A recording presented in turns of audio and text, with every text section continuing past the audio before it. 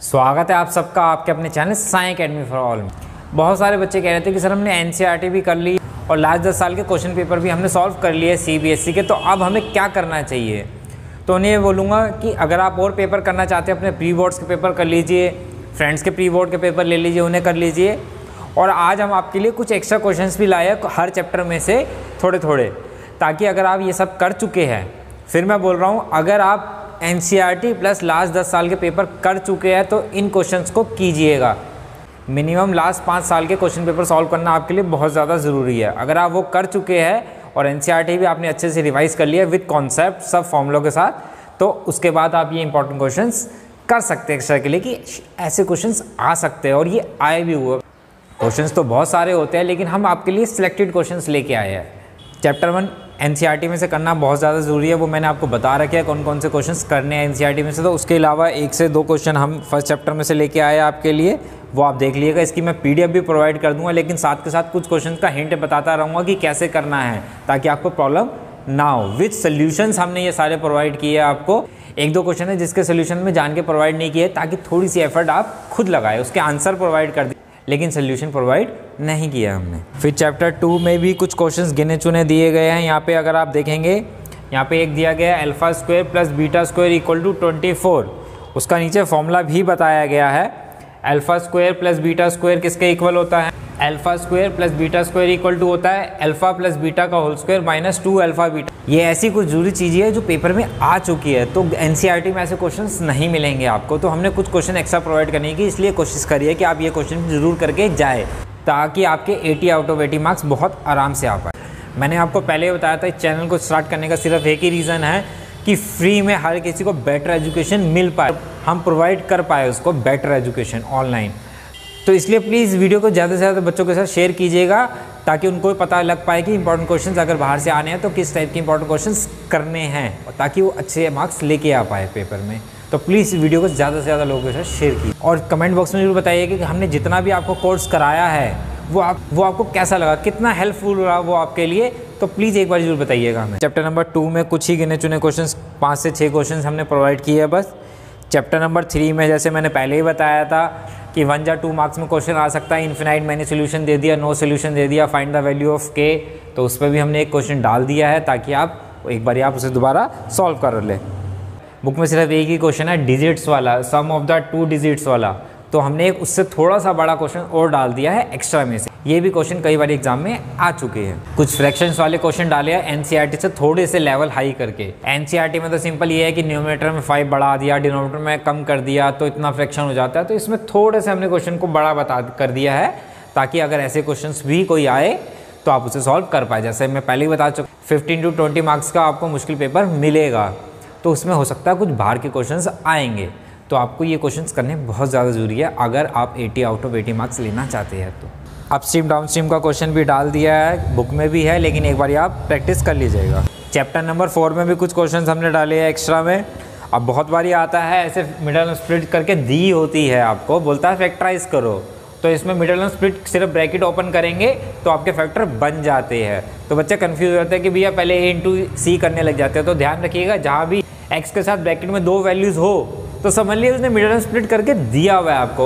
और दूसरी बात आपको बता दूं कि अगर 2 मार्क्स का जब क्वेश्चन हो और मिडल स्प्लिट करने या फैक्टराइज करने को बोले तो अंदाज़ा लगाइए कि हो सकता है कुछ छोटा क्वेश्चन हो। अगर ज़्यादा मार्क्स का है तो थोड़ा हाई लेवल पे सोचिए, क्या तरीका होता है पेपर को अटेम्प्ट करने। अगर कम मार्क्स का है तो आप सोचिए कि थोड़ा ईजी होगा, उसने दिया होगा आपको, तो उसी हिसाब से आप सोचिए थोड़ा सा। तो अगर मैं सिर्फ ब्रैकेट खोलूँगा, x लगा दिया तो अपने आप कॉमन आ जाएगा और फैक्टर हो जाएंगे। उसने मिडल स्प्लिट करके दे रखी है हमें। वैसे अब इस क्वेश्चन में देखिए फैक्टराइज करने को बोला है, तो यहाँ पे उसने मिडल स्प्लिट करके हमें दे रखी थी पहले, बस कॉमन लेना था और क्वेश्चन सॉल्व हो जाता मेरा।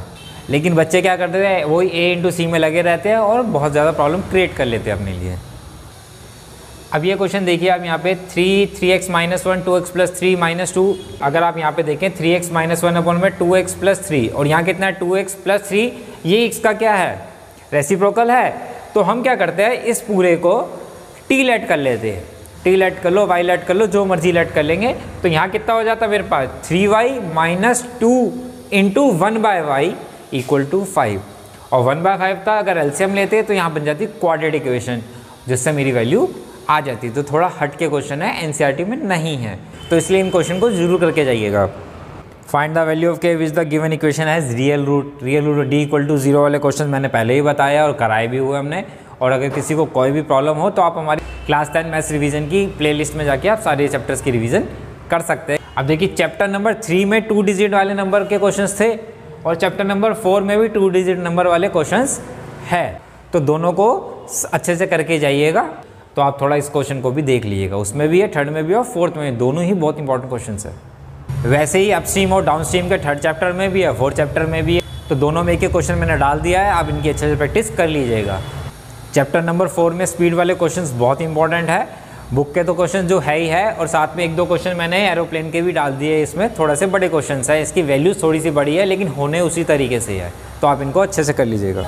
उसके बाद मैंने रिवीजन जब कराई थी चैप्टर नंबर 4 की, तो उसमें कुछ क्वेश्चंस कराए थे पिकनिक वाले। स्टूडेंट पिकनिक पे जाते हैं, 4 बच्चे कम जाते हैं तो उनका बजट बढ़ जाता है, 4 बुक्स ज़्यादा लेते हो तो बजट कम हो जाता है। ये क्वेश्चन बहुत ज़्यादा इंपॉर्टेंट है, बहुत ज़्यादा बोल रहा हूँ, इसलिए एक क्वेश्चन मैंने उससे मिलता जुलता डाल दिया है इसमें। 1-1, 2-2 क्वेश्चन ही डाले हैं ताकि आप सारी चीज़ें रिवाइज कर ले जल्दी से जल्दी और ज़्यादा टाइम भी ना लगे आपका। चैप्टर नंबर 5 में मिडिल टर्म का क्वेश्चन बहुत ज़्यादा इंपॉर्टेंट है। बोल रहा है एक एपी दे रखी है, फाइंड द मिडिल टर्म। तो सबसे पहले हम क्या करेंगे, सबसे पहले इसके निकालेंगे nth टर्म कि n कितना है, n इवन है या ऑड है, तो उसके हिसाब से हम मिडिल टर्म निकालेंगे और उसकी फिर वैल्यू फाइंड कर लेंगे। बहुत इंपॉर्टेंट क्वेश्चन है, अच्छे से कर लीजिएगा।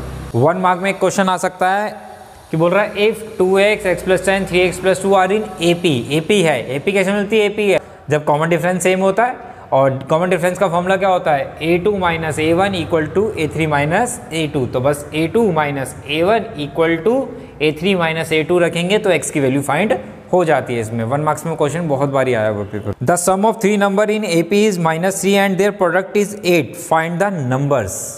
अब देखो लास्ट ईयर जो आया था वो 4 टर्म्स वाला आया था, 4 नंबर्स का प्रोडक्ट और सम की बात हो रही थी उसमें, लेकिन इसमें 3 है। तो इसमें AP जो है a - d, a और a + d आपको लेट करनी होती है जब भी 3 टर्म्स का क्या बात करें, सम और प्रोडक्ट, क्योंकि इसमें टर्म्स ये नहीं बताई कि फर्स्ट, सेकंड, थर्ड है, थर्ड, फोर्थ, फिफ्थ है, तो 3 कोई भी हो सकती है लगातार। तो हम इसमें AP को ऐसे लेट करते हैं a - d, a and a + d। इस वीडियो को बिल्कुल लास्ट तक देखिए, कोई भी क्वेश्चन नहीं बचना चाहिए। PDF में आपको प्रोवाइड कर दूँ, फिर बोल रहा हूँ, लेकिन जो हिंट हम दे रहे हैं वो आप एक बारी समझ लीजिएगा क्वेश्चंस को करना कैसे है। और कमेंट बॉक्स में जरूर बताइएगा कि हमने जो मैथ्स की क्लास रिवीजन में आपको सारे चैप्टर्स कराए हैं वो आपको कैसे लगे और उसने कितनी हेल्प करी आपको रिवाइज करने में। कमेंट बॉक्स में जरूर बताइएगा कि कितनी आपको हेल्प हुई उसके थ्रू। अब जो लास्ट ईयर जैसा क्वेश्चन आया था, find 4 numbers in AP whose sum is 20 and the sum of whose square is 120।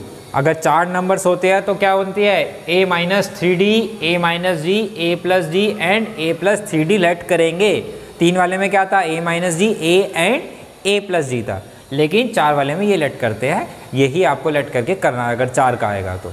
If the sum of n terms of AP is this and this, मैंने पहले ही बताया था रिवीजन में, जब भी nth टर्म वाले ऐसे क्वेश्चन आते हैं कि सम दिया हुआ है या टर्म दी हुई है nth टर्म में, तो n की जगह 1 2 3 पुट करके सॉल्व करते हैं। अगर किसी को नहीं आता तो आप AP की रिवीजन क्लास में जाके देख सकते हैं। चैप्टर नंबर 7 से भी कुछ क्वेश्चन हमने एक्स्ट्रा में दिए, 6 में नहीं दिए हैं। आप पहले NCERT अच्छे से करिए विद एग्जाम्पल्स, और जो हमने क्वेश्चन बताए हैं वो सारे करने हैं NCERT में से और थ्योरम्स, इसलिए मैंने उसमें से कोई भी एक्स्ट्रा क्वेश्चन आपको नहीं दिया है। अभी आपने 10 साल के पेपर किए, उसमें काफ़ी कुछ मिल गया होगा आपको, ज़्यादा ज़रूरत नहीं है उसमें से। अब क्वेश्चन नंबर 8 देखिए 7 चैप्टर में, इफ़ P के कोऑर्डिनेट दे रखे x, y is any point on the line join the points A and B, A और B के भी कोऑर्डिनेट दे रखे, then show that x/a + y/b = 1। अब देखिए P एक ही लाइन पे बोल रहा है, एक ही लाइन पे का मतलब होता है कॉलिनियर। और जब भी कॉलिनियर की बात करो और कुछ भी प्रूफ करने के लिए आए कि 3 पॉइंट्स एक ही लाइन पे है कि ये प्रूफ करो, तो आपको हमेशा एरिया ऑफ ट्राइंगल = 0 का फॉर्मूला लगाना है, क्योंकि कॉलिनियर है तो एरिया ऑफ ट्राइंगल होगा 0, तो आपको एरिया ऑफ ट्राइंगल का फॉर्मूला ही लगाना है हमेशा। तो अपने आप जब आप सॉल्व करेंगे तो अपने आप आंसर आपका आ जाएगा, प्रूफ करना है जो भी चाहिए होगा। तो आप ये बात ध्यान रखिएगा, पिछले 10 साल में 2 या 3 बारी ऐसे क्वेश्चंस आ चुके हैं, तो आप अच्छे से प्रैक्टिस कीजिएगा इनकी। फिर आती है ट्रिग्नोमेट्री। ट्रिग्नोमेट्री में भी हर एक्सरसाइज में मैंने कुछ एक 2 क्वेश्चन डाले हैं ताकि आप थोड़े से बड़े क्वेश्चंस की प्रैक्टिस करके जाए, अगर बुक से ना आए तो आप उसको अटैम्प्ट कर पाए। 8.3 इंपॉर्टेंट एक्सरसाइज है और काफ़ी इजी एक्सरसाइज है, लेकिन बुक के अंदर कोई क्वेश्चन नहीं है बड़ा उसमें, तो इसलिए मैंने इसमें 2 क्वेश्चन डाले हैं थोड़े से बड़े, एक ये है और एक नेक्स्ट क्वेश्चन है। थोड़े से बड़े क्वेश्चन की अगर बोर्ड में आते हैं इससे बाहर से 3 to 4 मार्क्स में, तो तो आप इसको आसानी से अटैम्प्ट कर पाए। और कुछ आइडेंटिटीज़ के भी क्वेश्चन डाले हैं मैंने जो इंपॉर्टेंट है।